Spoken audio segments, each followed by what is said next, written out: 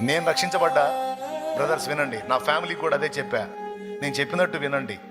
చేతబడులు చేస్తే పోతాయి, మంత్ర ప్రయోగాలు చేస్తే పోతాయి. ఎవ్వడు ఏ ప్రయోగం మన మీద చేసినా చేసినోడే లెగుస్తాడు. నా మాట వినండి.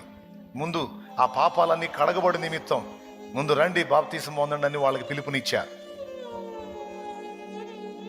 చిన్నగా వాళ్ళు కూడా లైన్లోకి వచ్చారు. నేను ముందు పొందాను, తర్వాత వాళ్ళు కూడా పొందారు. మేము మొత్తం పొందాం. నిజంగానే మా మీద ప్రయోగంతో చేశారు. చేసిన వాళ్ళకి స్టార్ట్ అయింది. ఇక మమ్మల్ని యేసు రక్తంలో కడిగేశాడు కదా, ఇక ఏ మంత్రం పనిచేయదు. హల్లెలూయా. మీకు తెలుసా, మా మీద ఎవరైతే ప్రయోగం చేశారో ఇద్దరు కలిసి చేశారో, రియల్ ఇది, నేను అబద్ధం చెప్పట్లా, దానికి సాక్ష్యాలు ఉన్నాయి నా దగ్గర. ఇద్దరు కలిసి చేశారు. వాళ్ళు మా మీద చేశారు, మమ్మల్ని దేవుడు ఇంకా సజీవ లెక్కలో ఉంచాడు. వాళ్ళిద్దరు లేచారు. వాళ్ళిద్దరు ఇప్పుడు ప్రాణాలతో కూడా లేరు, అయిపోయారు.